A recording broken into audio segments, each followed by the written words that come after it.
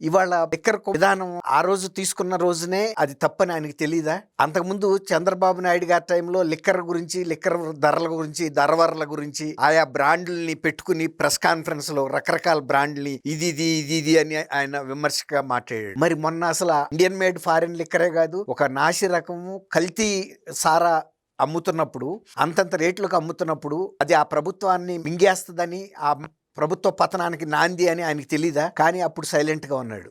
ఓడిపోయిన తర్వాత మీరన్నట్టు ఒక 6 నెలల తర్వాత నోరిప్పి వైఎస్ఆర్‌సీపీ పతనానికి ఆ పార్టీ మద్యపాన విధానం కూడా ఒక కారణం అని అన్నాడు. అట్లాగే ఇప్పుడు సంవత్సరం 3 నెలలు, 4 నెలలు అయిన తర్వాత ఇప్పుడు వాళ్ళకి విమర్శించడం ఇబ్బందికరమే. కానీ ఈయన తప్పుల మీద తప్పులు చేసుకుంటూ వెళ్ళిపోతున్నాడు. అంటే క్షమించరానియి పార్టీ తిరిగి కోలుకోలేని తప్పులు చేస్తున్నాడు. ఇక ఇప్పుడు కూడా మనం గనక దీన్ని ఆయన దృష్టికి తేపోతే మీరన్నట్టు పార్టీ శ్రేయోభిలాషులుగా లేకపోతే వాళ్ళ తండ్రికి సమకాలికులుగా ఉండి ఉపయోగం ఏముంది?